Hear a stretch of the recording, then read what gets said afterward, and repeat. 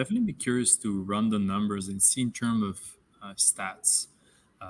Because right now, for the longest time, we heard that over and over. There's less and less people in remote areas. The people tend to aggregate towards, you know, the cities. And it's true that as we move toward this like information age, when more and more of the things are offered as a service, the problem is when you have internet, you don't need to be in the city as much. This is so far everybody knows that. So there's a natural motion towards people going back, and because of the housing problem, finding houses in more remote areas and regions and such.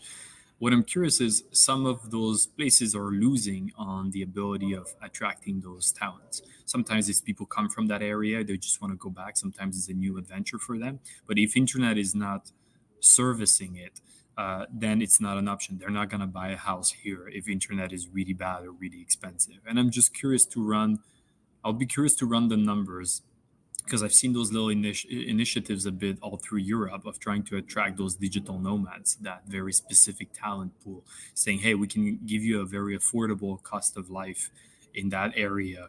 We'll be really happy to have you live there, not just as a tourist, but actually live here and spend your dollars. And in some cases, what you see with specifically digital nomads, which is on the rise, is usually a lot of those people have a fairly good financial condition.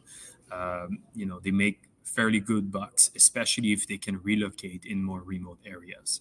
So I'll be curious to see the numbers if you take a place like, I don't know, Les Îles de la Madeleine, where internet high speed got for the first time accessible a few months ago, but it's still $100 a month. I'm not even sure it's an amazing internet, but let's assume that a small city decides to make sure that they have good internet speed across their territory. So, because if you have good internet in the city, doesn't mean that your house that is close to the city has it. But how much would that cost versus how much it will benefit the city?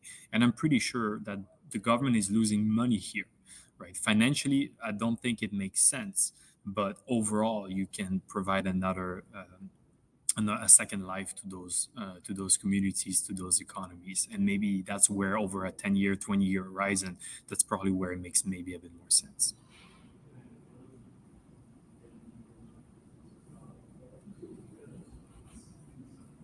About women's rights, and the spouse staying at home, having access to internet is so key to keeping that career going. So you don't necessarily need to completely put yourself out anymore in order to actually, continue working.